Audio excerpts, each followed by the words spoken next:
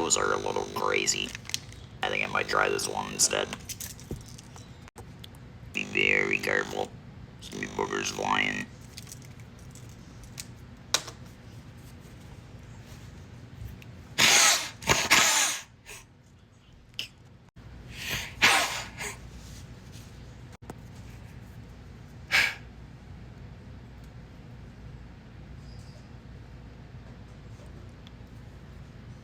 So in a nutshell, that's basically how I cough. Now, granted, I do not need to go through all those steps to cough.